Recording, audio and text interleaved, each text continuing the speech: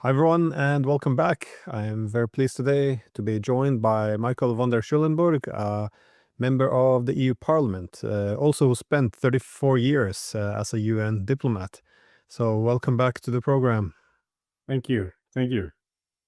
So today we're going to discuss the importance of a peace, understanding and credibility to make peaceful settlements. And again, this is a topic that you are very familiar with. So as the Assistant Secretary General of the United Nations, you've again, as I said, had 35 years in peace and development missions for the United Nations, but you also lived in the different regions or even conflict zones where you're working. So, and I do think it's important because, as I said, trust and understanding, credibility, all of this is very important. I thought maybe we could start a bit generic on this and then look more towards current events like Alaska, how this is being built. But do you think we still that this is one of the challenges of our time, the lack of trust and understanding? I think that this is the challenge of our time. I think there's no trust among people in their states. There's no trust in the European Union among their citizens. There is no trust among what politicians are doing. I mean, there's no trust in political elites. There's no trust between Russia and the others, and no trust in them, and whatever. All the things, if you negotiate in a war, you should not forget you deal with two parties who actually outside the meeting room kill each other, and this is the lowest point of trust you can have. You kill because you don't trust the other one, because you think the other one will do you harm, and therefore you have to kill this person or these people. And so trust is a very important thing. So if we always are so impatient about Istanbul talks and things like this one, I can't understand it. I mean, the biggest war I was involved in was the Iran-Iraq war, and it took the Secretary General at the time, Paris de Cuellar. It was still a real UN Secretary General. Unfortunately, we don't have that anymore. Who went forward and backward, and it took 3 years for them to agree on a ceasefire. It is because there is no trust. People think that if they give in, the other one, it's not only what they negotiate, it's also whether what they negotiate will afterwards be kept by the other party. It is almost a more important issue. You know that when you look at the beginning of Trump talking to the Russians, and I think he did very well in the beginning. He offered them, to recognize the Crimea, to recognize that there should be no NATO and all the rest of it. It has not come to it because Putin couldn't trust that Trump will deliver on this. That's what it is. Otherwise, I think we would have had a peace a long time. He could not trust. And why he couldn't trust Trump was largely because of the Europeans, who said at the same time, oh, we just wait until 3.5 years until Trump is gone, and then we do all the things with NATO and all the rest of it again. So I think it's trust, and it's when I listen to all these academics, it's going often lost because, of course, I mean, when you sit on the table, you feel things differently when you talk to people. Trust is our biggest problem, and I think that's also why the meeting in Alaska was so important. That was a typical trust-building exercise. That's what you do when you want to create trust among people. In the end, one person has to trust the other person, one president has to trust the other president, and so on. And that's why I think this meeting was so extremely, extremely successful. Well, trust is kind of the lubricant that makes all cooperation more possible. I know Reagan said trust but verify, but if you don't have trust, it's very difficult to reach any agreement if you assume that the opponent's not going to keep them. And I kind of made that point as well. That's why for the Russians, even if we reach an agreement where we say, well, we're not going to push NATO further in, or we're going to end this conflict, if they don't trust it, the only permanent solution they have then is conquer the territory. At least then it won't fall to NATO in the future. The only thing is war. I mean, that's what it is. That's what we do now too. It is war. If we don't have trust, you only have a chance to seek a military solution. If you want to negotiate, you need trust. And that's what I think is in Alaska so important. Yeah. And yeah, because that lack of trust goes both ways. I feel there's no trust for the Europeans of the Russians anymore either. That is, even when the war is being lost or has been lost, there still is a preference of just continuing, even though we can't win. It's quite remarkable. But yeah, I want to shift also to the understanding part because for me, this is one of the more remarkable things, the lack of understanding our opponents. Because I never hear any discussions about our opponents anymore. What is it that our adversaries are concerned about? What are their security interests? I don't feel we have ever have these debates anymore. The Cold War, there was. That is, what are the Soviets worried about? How are they pursuing these objectives?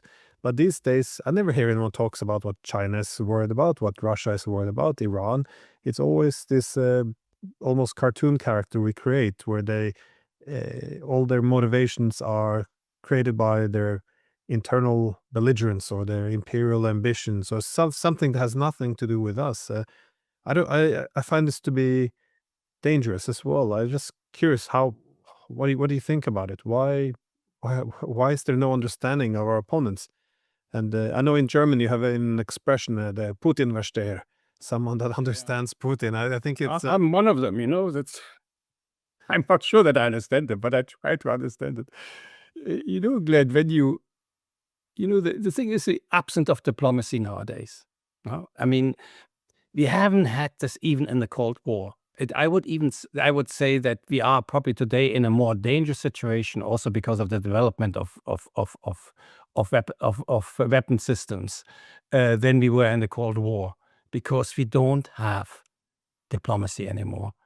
And when you negotiate, there are three very simple issues you have to follow. The first one is you have to show respect to the other side. I mean, look how we deal with Putin, probably they with us. No respect whatsoever. The second thing is one has to start listening to the other. One has to listening. And the third one is one has to try to understand the other side. That's also for military, by the way. It's all the same. It's in our families, the same thing. If I have a conflict with my wife, I should not lose the respect. I should listen what she has and try to understand it. And understanding doesn't mean that you agree necessarily with the other side. But the moment you express that you understand the other side, you already take a lot of aggression out of a conflict. And this is a diplomatic thing, and that's actually very simple rules, very difficult to do when you are in war. But we don't follow this anymore, and that makes the situation so extremely difficult. I think we are today in a more dangerous situation even than during the Cold War. And I wanted to go back to this one because I think that's one of the success of this meeting. And but I mean, I'll leave it up to you. No, I'd like to move on to that as well. But I often make the point that this is also a propaganda test to see how, in terms of our ability to understand opponents, that is, are you able to formulate the position of the other side? Can you put words on it? Because if people are not able, that is, either they don't know or they do know what the position is, for example, Russia, but they would feel too uncomfortable to even utter the words, then you have a very profound problem at hand. I mean, I often make the point, I can understand if I was advising Iran, I would think getting nuclear weapons now is the best approach. I think this will be a horrible idea for me, but I can understand why they need a deterrent. If I can see, in Russia, why they're pursuing the policies they are. It doesn't mean I agree with it, but the inability to recognize the position of the opponent, and it's quite remarkable. I just don't understand where this, how we ended up at this. But yeah, I would. We have always said the self-righteousness of each side is a fuel for war. Self-righteousness. That means you are so convinced that you're right. I mean, look at the EU proposal, these 5 points. they submit there for influencing the negotiations. What is in the proposal? Again, the unprovoked, illegal, by international law, illegal war of aggression of Russia to take territory. Now, if you see the world like this one, you continue to see this for the last 3-4 years, or at least the 3 years. Yeah, there is nothing to negotiate. There's nothing to negotiate. It is self-righteousness. We repeat all the time what we say, and that makes us blind to find a solution. And that's why Europe cannot negotiate peace with Russia at the present time. Yeah, self-righteousness. I think that's a good point. Yeah. It's also why we ended up in this position where the Europeans demand to be able to participate in the negotiations, which seems reasonable given that this is a European war. But on the other hand, they don't want to talk to the Russians. So it's but the demands put forth by the EU, that is massive reparation between $500 billion and $1 trillion. Russia have to cede all territories. They have to accept the Ukraine's entry into NATO. It's quite extraordinary, given that this is that the Russians are winning, and still the EU demands their capitulation. Is this also self-righteousness then, or how do you see it? Yeah, yes. Yes, self-righteousness makes you blind. I mean, it's unbelievable what happens in Europe. Unbelievable. But I think the Alaska meeting will show the limits of Europe. Europe is in a very difficult position after this one. So if you don't mind, I want to say something about the meeting, because I was just looking at news things, and then not so much, and that there's a big thing, I think it was in New York Times, and saying no deal reached. No, as what are these? I think enormous success of this mission, and I think we should all be happy. I think the Alaska meeting is a game changer. If it's historical, I don't know, that you need more time, but it's a game changer. The meeting takes place exactly at the time where the Ukraine is at the point of military collapse. And the Ukraine must now decide, do they negotiate based on the Russian terms, because the Russians are the winners, or do they continue until they have a military collapse, and possibly also, as a follow-up, a political collapse in the country? And I would advise the Ukrainians, negotiate. Don't trust the Europeans. You're negotiating. You should follow the Russians and the Americans in these negotiations. There is no alternative for you if you want to save Ukraine as an independent, functioning state. You have to do that very quickly. And I'm not sure that they're ready for this one. The real, when you look at what Europe has done in the last weeks, the demands, the coalition of the willing to send soldiers into so-called peacekeepers into Ukraine, Merz's insistence to buy Typhoons and sending Taurus to attack Moscow, and he's going even one step further and says that will not lead to a nuclear war. If we think that NATO soldiers have helped to shoot these medium-range missiles into Russia. In Germany especially, we announced that we will have a war and we have to prepare for war with Russia in 2029. I mean, what does it sound for Russia? And interestingly, it's a year 29, because it's a year when Trump is no longer president. I mean, it's almost unbelievable what we are doing there. We talk about war. We talk about plans of taking as a revenge Kaliningrad, because it's an enclave which would be easy to conquer militarily. I mean, unbelievable. It's Russian territory. And we say we would stop in international waters the shadow fleet of Russia. I mean, these are all acts of war of NATO countries. And to believe that Russia would not respond with force, including with nuclear force against them, is just lunatic. And this is what we want to do. Now, the great advantage of the Alaska meeting now is that this will not happen anymore. Europe stands now alone. It's very, very clear. Very clear. I mean, the the United States will not support this type of adventurism to turn this war around and prevent that Ukraine loses the war. It will not happen anymore, and we should be very glad. And actually, for me, when I listened to the press conference, I mean, I'm not a Trump supporter, as you can imagine. No, I mean, not at all, actually. I mean, I thought to myself, we always say Trump, he's crazy and, unpredictable, all the rest of it. But look at our own leaders: Merz, Macron, Sturmer, von der Leyen, Rutte. I mean, compared to this one, when I look at this meeting there, Trump towers over them. I mean, we are really the crazy ones. We are the crazy ones. I mean, to think that we are on the way of provoking a nuclear war with Russia, living in Europe. I mean, we will be the first ones who would be killed. And nonetheless, that's what we do. And there will be no negotiations with Russia, no diplomatic way of trying to solve it another way. It's only to use force, threats, and to think about all sorts of ways you could now harm Russia in order to prevent a defeat in the Ukraine. I think it's absolute madness, absolute madness. And now Trump comes out as a more reasonable person, and I think we should be grateful to this one. And I find it difficult to say at the same time. Yeah.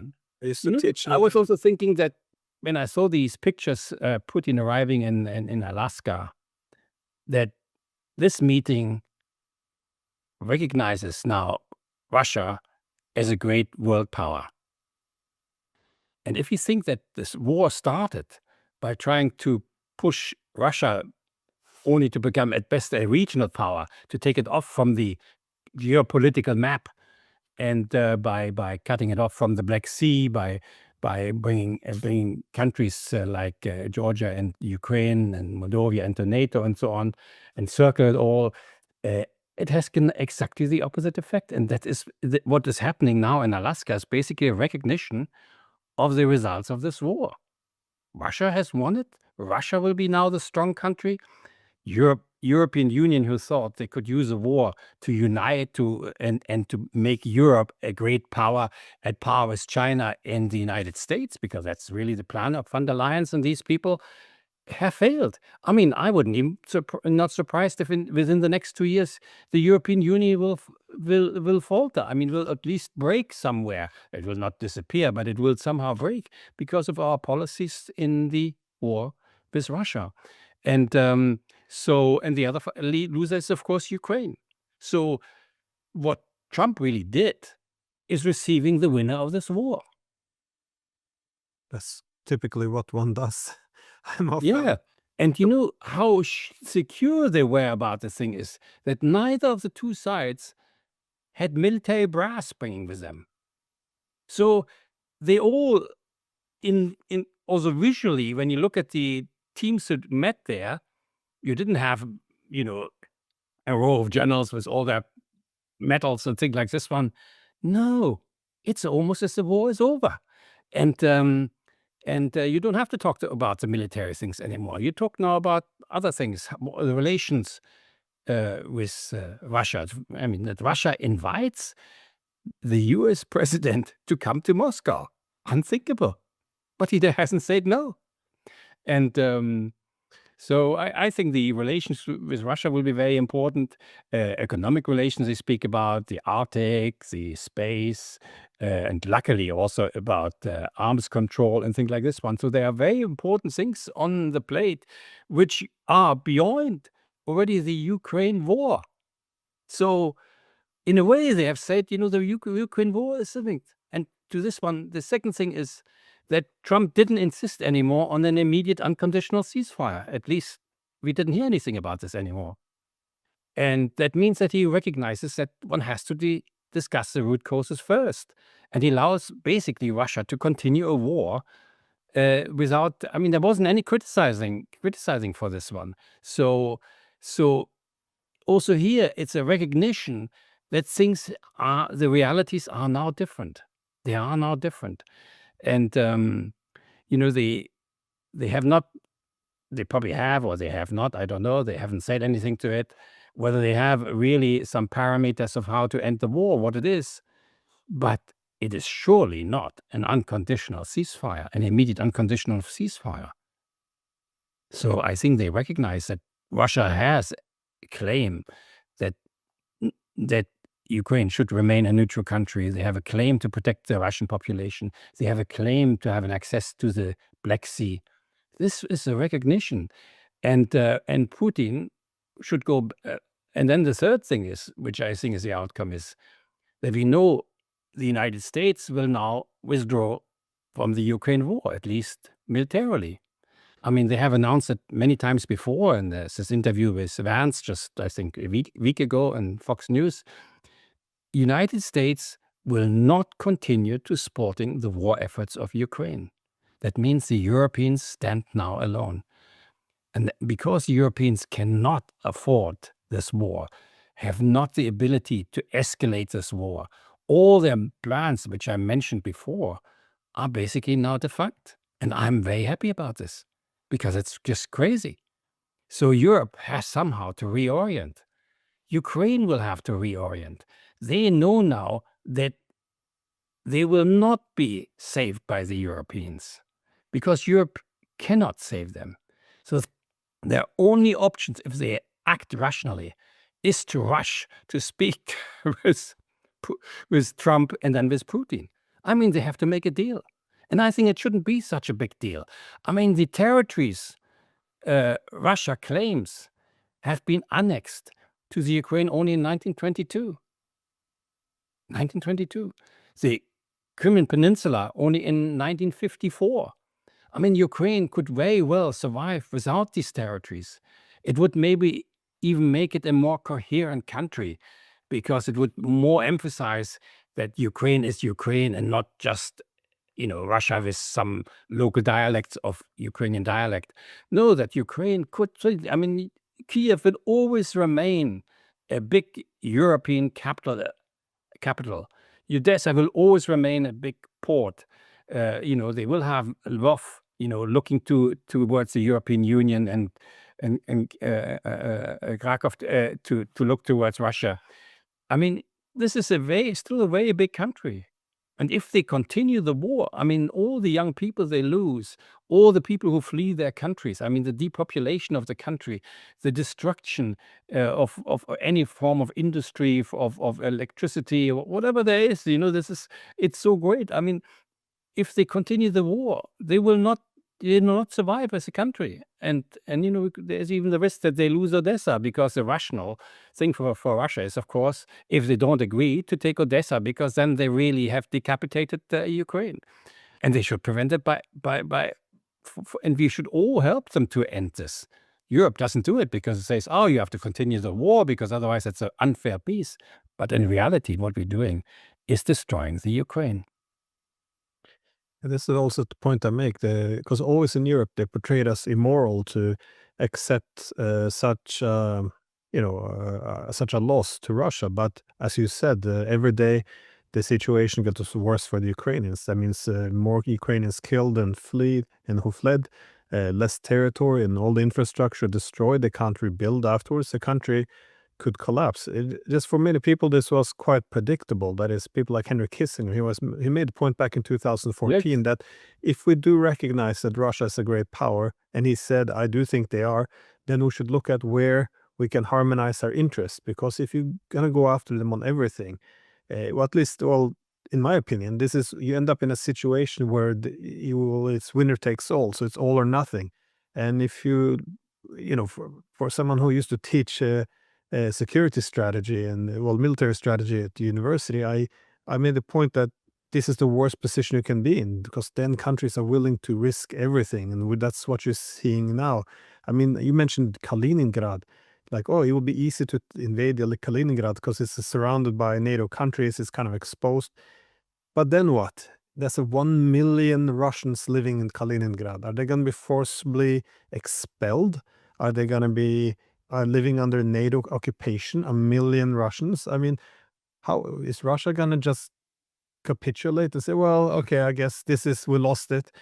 What happens the day after? The consequences. This is just that they're able to say these things. It's this is like end of the world stuff, and it's Yeah. say it with such with In Kaliningrad, there are nuclear warheads stationed. I mean, what do you think happened to them? Would they dismantle them and hand them over to a German soldier? And of course not. I mean, what do we want to do? But the other thing is, Glenn, Europe has no allies anymore. We have always said we wanted to isolate Russia, but it has not happened. Russia has now been invited to India. They most likely will go with Modi together to the celebrations of the end of the Pacific World War, the World War in the Pacific. I mean, they are not isolated, and their economy is going actually quite surprisingly well, and not ours. So, I mean, Europe behaves against its own interests. Why have the Germans not jumped the bandwagon when Trump started to talk to the Russians? It would be a time to recognize that we pursued a wrong policy, that we need to get along with Russia. We need to get along with China. I mean, look how von der Leyen, how arrogant she behaved in Beijing. I mean, what is the European Union? Very soon, the European Union will only be 4.5% of the world population. And its GDP, according to Price Waterhouse, will drop to 9% of global output. I mean, who are we? We're still wealthy, blah, blah, blah. But we are not, we are very far away of ever being a superpower. And luckily, and I don't like a European Union as a superpower. We should be a peace power. That's what we were created for. So I think this is a game changer, Alaska. Alaska is a big game changer. And it has prevented that this war slides into a nuclear war. It has accepted the realities of the war. Then you want to make peace, you always have, first of all, to accept the realities. You cannot change anything if you don't accept the realities. And the war has created realities we didn't expect. We did expect that Russia would lose the war. Now it has won the war, and zwar very well won the war. I mean, I'm not for anybody winning wars. I'm against all wars. We should always negotiate things, but we have to recognize the facts. And I don't see any European politicians presently who is willing to do this. I mean, it's our survival, our physical survival, because of the threat of antagonizing a nuclear power, but also our economic survival. I mean, we are breaking as a trading nations, the European Union. We cut our relations with Russia, Central Asia, and China, and the big countries. I mean, how can we do such a thing? At the same time, we get tariffs from Trump on the other side. We have wars on the southern border. I mean, we are completely surrounded by hostile actions, and we play into the things by making it even worse. What do you think happens when we really increase our military budgets to 5%? Already now, NATO is 55% of all military expenditures are in NATO. 70% of all weapon exports are to proxy states we support. I mean, we are a military monster, and we want now to increase it to 5%. If it ever happens, I don't think it will. It would mean that we control, as we are only the NATO is only 10% of the world population. We control afterwards 75% of all military expenditures in the world. I mean, is this security? It's not security. Also, between Ukraine and Russia, the security is not military alliances or military, we win guarantees. No, it's politics. Security comes from understanding your neighbor and having friendly relations with your neighbors, to make deals where the other side doesn't feel threatened. That's what it is. And if you are a small state and you can't afford it, you better behave like this one. I mean, Mexico could also not join a hostile military alliance against the United States, having military bases there, bringing the Chinese fleet into into the Gulf of Mexico, they wouldn't be possible. Luckily, because this is the reality in the world. I think it's a state of mind is the problem as well. I think we're having in Europe because, well, when, for example, now the United States got this 99-year lease in Armenia, and this will, of course, cause some more disruption. The main comments I see from media and politicians is, "Oh, this is great. This means less Russian influence, more American. That means peace." I mean, the whole concept of indivisible security, that is to enhance mutual security, is kind of out the window. Everything is this, oh, America's the good guy, Russia's the bad guy. More power for the US in the region, the better. But of course, just like Kaliningrad, when is the reaction? Or as you said, if Russia gets to put some missiles and military bases in Mexico, it's like it doesn't always translate to more security because the Americans would respond much like the Russian are now. Also not more security for the Russians, by the way. No, definitely not. And for us also not. No, I think we had we already played out the Cuba, so no. Yeah. But you said before that the EU had these great power ambitions, that the goal in the Ukraine war was to, essentially weaken or knock out the Russians, but then have the EU come up as a global power Yeah. next to the Chinese and the Americans. But you're a member of the EU Parliament. How are you seeing these ambitions expressed? Are they? Naja, I think first of all, the European Union has taken probably the toughest stance on the Ukraine war.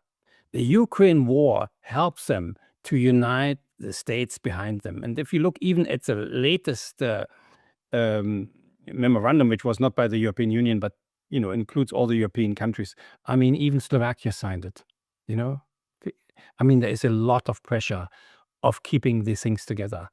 And then is, of course, this movement for the militarization of the European Union. I mean, this militarization is, in my view, not covered by any treaties we have. Von der Leyen takes here over powers which are not given to her by any of these treaties, but they do it nonetheless, and the states don't say anything, especially the Germans, who have the greatest influence there, because they feel that this is a way that they will be part, and European Union is largely directed by Germans. It's a part to be at equal with the United States and China, and that is the only future Europe could have. It's a military future that we have things to play, and that's why we see all these expenditures on military equipment. It will not lead to anything. I think it will lead to our collapse, because our social security system, which is actually the great achievements of Europe, if we compare to the United States and other parts of the world, I mean, will collapse. So we will give up on something that is so important for us. I mean, remember, Rutte, the man with daddy and things like this one, has also told us, if we don't give up on this expensive, as he called, medical social security system, we will better learn Russian, he said. I mean, can you imagine? We have leaders who are absolutely mad. Absolutely mad. I just don't know what to say to it. No, they shouldn't be allowed to manage a lemonade stand, but instead they are leading the largest military bloc in the world. It is very interesting now that in the United States, we always considered the most aggressive state, the least politically sophisticated states. We Europeans always look still down at the United States. They have changed, and the voters have put somebody in place who said no longer wars. I mean, when you look at the 20 objectives in Trump's election program for, he calls it Agenda 27, there's only one really on foreign policy, and that says to avoid World War III. That's what says it. He has a very simple language there, but people understand it. That's it is. And when Trump goes now to in Alaska, he does it against American political and military elites very clearly. The Washington elite, in great majority, doesn't want it. Senators don't want it, and so on and so on. He can only do it because he's been elected as an anti-establishment president. if he holds the line, because the great risk is also here that the trust sort of breaks. But this is a chance, and we don't have it. Look at the German elections. I mean, we are out of the Sarah Wagenknecht as a peace party. It hasn't even gotten 5%. All the parties we are now sitting in the German parliament in one way or another support wars and rearmament and all the things of like that. Even the Linke party says, the democracy is defended on the border to Russia. I mean, this type of thing. It's amazing, and it's an amazing development. And it is a show of a decline of Europe. It is a huge, huge decline. We see also intellectually. I mean, we can hardly, the control of what you say and not say. It's very difficult for me to publish anything. It's or to say something in public. It is so controlled in the meantime, all the things, the sanctions against individuals by the EU for allegedly spreading Russian propaganda. I mean, the decline of the rule of law in Europe, of democracy, of the freedom of speech is enormous in this whole context. Enormous and frightening. It is interesting how things have shifted, though, because after the Second World War, you had the United States emerge as this economic powerhouse. The Soviet Union was this over-militarized power, and obviously, yeah, for I guess for good reasons after fighting the war. But now it's kind of been shifted around. Today, not just Americans but the Europeans are now becoming overburdened with this, as you said, this militarism. Meanwhile, if you look towards China, they have become like the America of the 50s. This is an economic miracle, and but it's no, as you said, the problem with this excessive militarism is, as we see in Europe, we have economic decline, social problems growing, the rule of law declining, democracy itself, just the freedom of speech is, as you said, you can't speak openly anymore. Well, not about everything, but on foreign policy, security issues, do you have government official truths, and then you have everything else, which is yeah, almost seen as a treasonous statement. So it's a very dangerous path going down, which is why it's, as you said before, it's a bit strange that countries like Germany isn't taking this opportunity to say, you know what, this policy was a huge flop. There's no future to it. Trump is shifting, adjusting to new realities, but I can't understand why nothing is being done. Sometimes I think about Machiavelli, wrote like 500 years ago, men see the world as they wish it was, and then they're destroyed. So essentially refusing to see reality as it is. But Germany kind of also, though, it's the transformation over the past few years has been quite extraordinary. As I think most Europeans look towards Germany as the the one who had it all figured out. It was going to be a peaceful actor, an economic miracle. Everything seemed to be organized. I know some things were already getting a bit sketchy before the Russians invaded Ukraine, but how do you explain the massive shifts? Because this is a bit of a concern, as you mentioned, with this recent statement of Merz. This is talking about war with Russia. I can't understand it. I really can't understand it. I'm sometimes invited to certain debates, and then I have, recently with one of these very, very belligerent generals. I mean, I couldn't even understand what he's saying. I mean, I couldn't understand it. There is this boogeyman that the whole world is against us. China's against us, Russia's against us, Iran is against us. And if we don't do now something, we will lose our way of life. It is a time, don't forget, we are at a time where the West has lost two essential wars. It is not only the Ukraine war we have lost. Also, Israel, which is our closest ally, has lost the war against Iran. I'm convinced that Iran has a nuclear weapon there. It's a very interesting interview I've seen on this one with a specialist from the United States. It's very easy for them to do. And they will have to do it because they have to expect that Israel will attack again. And I think it will not happen anymore. because Israel knows it's a very small country. One of these devices is enough, and Israel would basically be finished. In Iran is much larger. It's crazy. Israel can also not win the wars in the West Bank, in Gaza, with Hezbollah. They pretend they have won it. They have now killed some leaders, but the Hezbollah will be just the same. And they thought they have won it in Syria, and now they had to bomb the presidential palace for somebody they have helped to put in place in the first place. I mean, Israel is in a conundrum of wars around itself and in all the things. They cannot come out of it. And the strongest adversary, at least how they see it, might have now a nuclear bomb.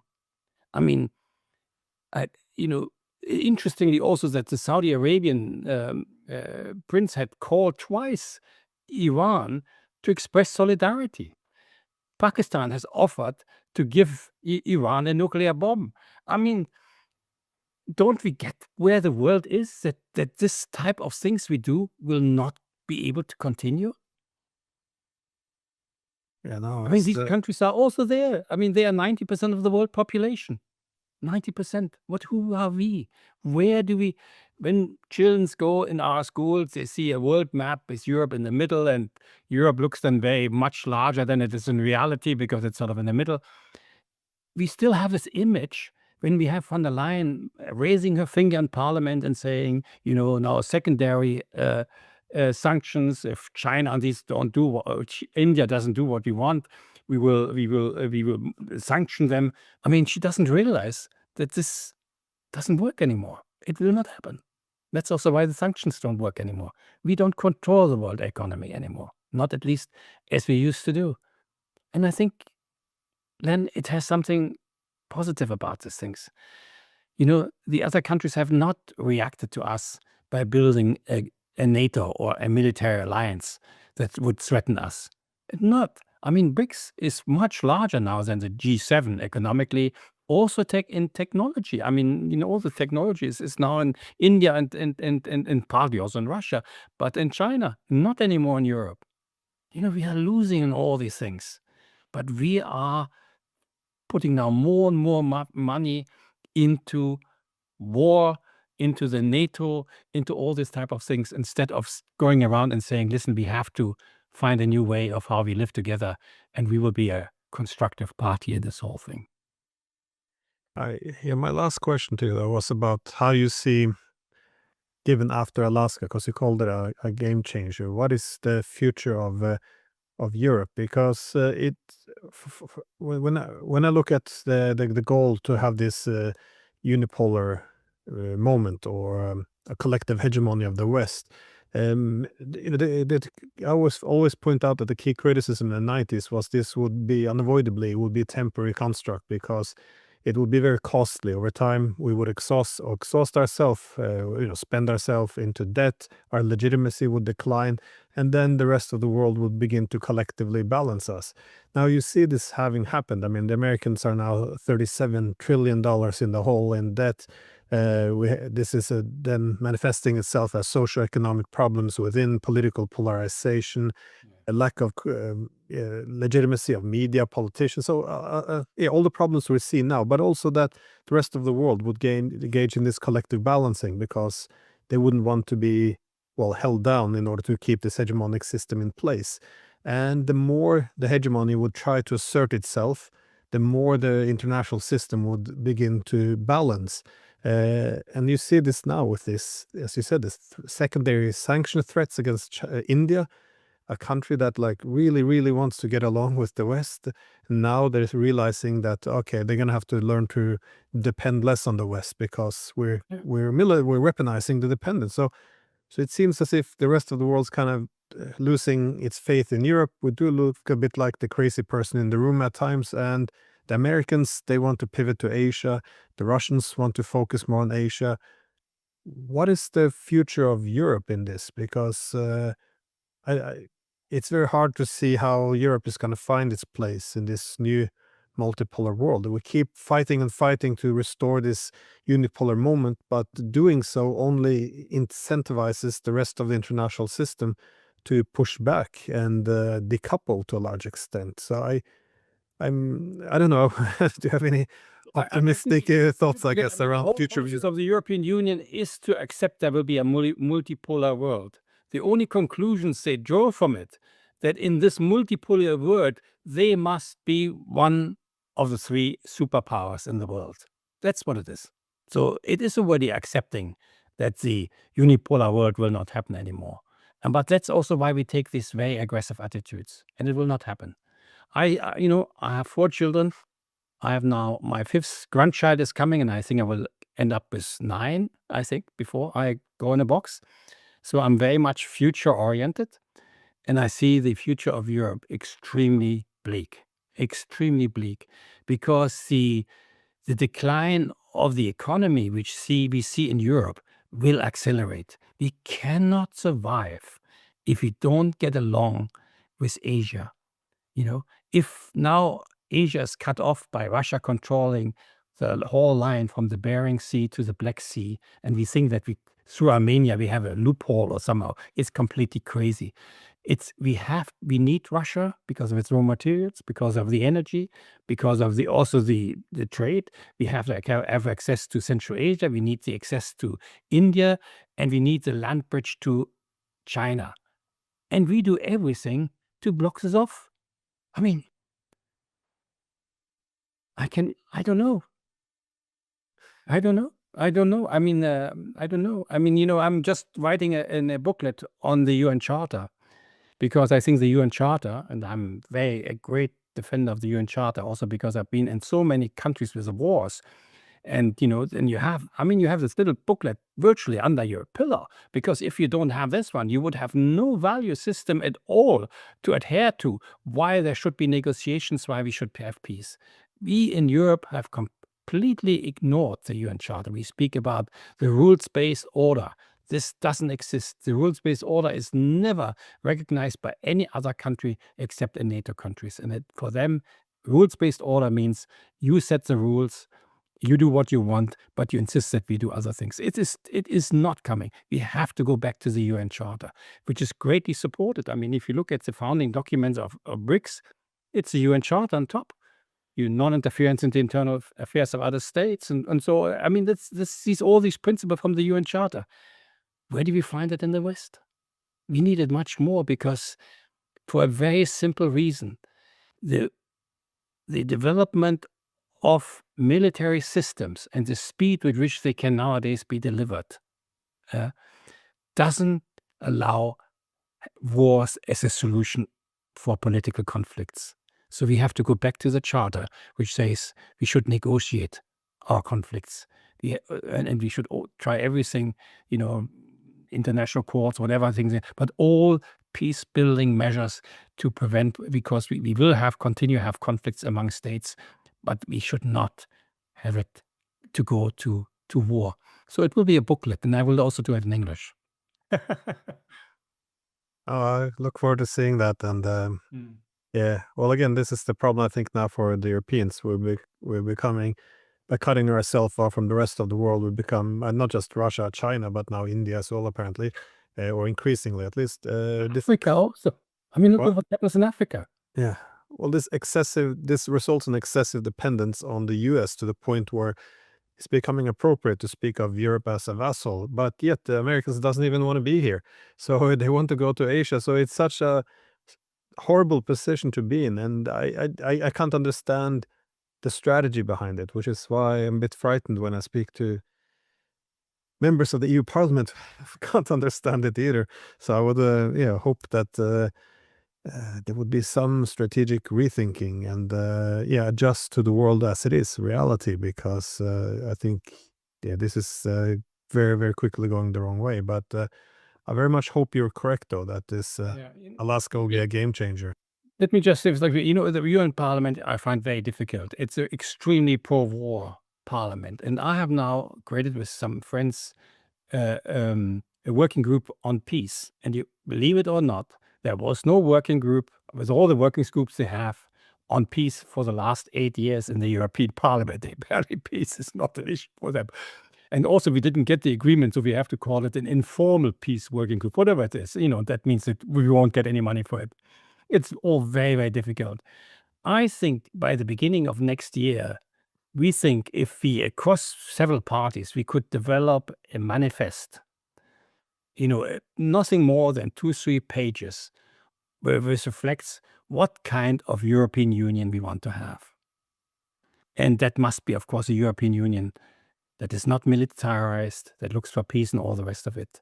And maybe I will ask you to help me to draft this bloody document, because it has to be very, very much to the point. And I could, of course, being a member of parliament, I could bring this into parliament as a document of the parliament. It's the only strength I have. And we have to change. The time is not ripe for them to think differently.